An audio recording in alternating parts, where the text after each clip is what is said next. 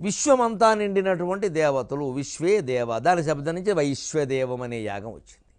అది నిత్యము బ్రాహ్మణులు చేసి తీరాలి. వైశ్వదేవం చేసావా, ఊరికే వచ్చేసావా అంటారు, వెంటనే ఆక్షేపించేవారు పూర్వం.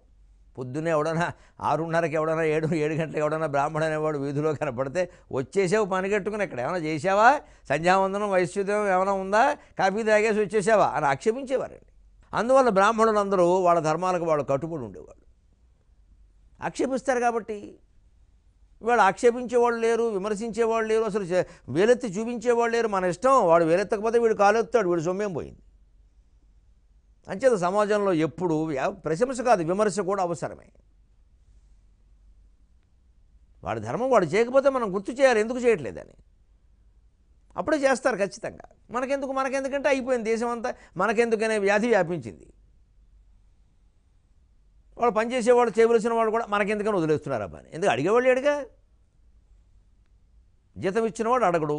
ఆ జీతం ఎవరి ద్వారా వస్తుంది, ప్రభుత్వం ద్వారా. ప్రభుత్వం ఎక్కడి నుంచి ఇస్తుంది, ప్రజలు కట్టిన పన్నుల ద్వారా. ఆ ప్రజలెవరూ అడగడానికి వీలు లేదు.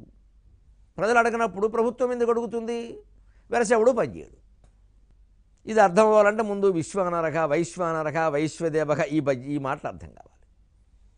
ఒక ఆచారం, ఒక సంప్రదాయం, ఒక పద్ధతి ఉన్నప్పుడు ఆ కులం వాడు, ఆ ప్రాంతం వాడు, ఆ కుటుంబం వాడు ఆచారం పాటించకపోతే అడిగేవారు ఖచ్చితంగా, ఏమండి మీరు ఎలా ఉండాలి కదా, ఎందుకు ఉండలేదు. నలుగురు అడుగుతారు కాబట్టి ఈయన భయపడేవాడు. నలుగురిలో తల ఎలా ఎత్తుకుంటాం అనుకునేవాళ్ళు పోరు. ఇప్పుడు ఏమీ లేదు, తల ఏమిటి, ఏమెత్తినా అడిగేవాళ్ళు లేడు. ఎందుకు అటువంటి సిగ్గుబడియం లేని సమాజం ఏర్పడుతుంది అంటే అడిగేవాడు ఎవడు లేడు.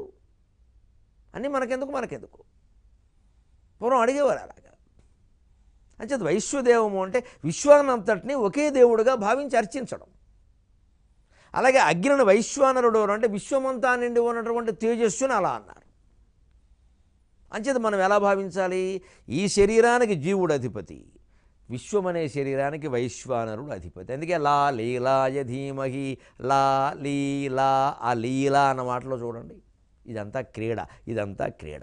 లీలా విగ్రహధారిణి, బాలా లీలా వినోదిని, అక్కడ అర్థమవుతాయి ఇవన్నీ కూడా. ఇదంతా క్రీడండి, ఏముందండి. అందుకే వైశ్వానర, విశ్వమంతా ఒక క్రీడగా నడుస్తుంది. ఇక్కడ ఎటువంటి క్రీడగా నడుస్తుందో మధురాపుత్ర సత్యనారాయణ శాస్త్రి గారు ఆంధ్రపురాణంలో చెబుతారు అద్భుతమైన మాట. ఆ మహానుభావుడు శత జయంతి సందర్భంగా మనం ఈ పద్యం చెప్పుకుందాం. భగవంతుడు సాగిస్తున్నటువంటి లీల అండి ఇదంతా. ఒక గాలిపటంతో పోలుస్తారు ఆయన.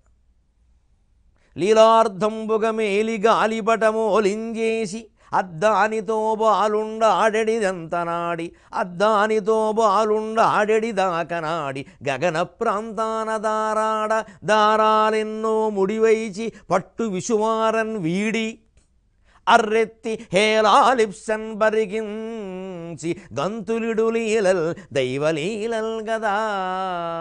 గాలిపటం అర్థమైతే పతంగం, గాలిపటం అర్థమైతే జీవితం అర్థమవుతుందయ్యా, దైవలీల అర్థమవుతుందన్నాడు ఆ మహానుభావుడు, ఆంధ్ర కల్హనుడు, అభినవ నన్నయ్య మధురాపుత్ర సత్యనారాయణ శాస్త్రి గారు. శత జయంతి సందర్భంగా ఆ మహానుభావుని రోజు స్మరించుకోవాలి తెలుగువారందరూ.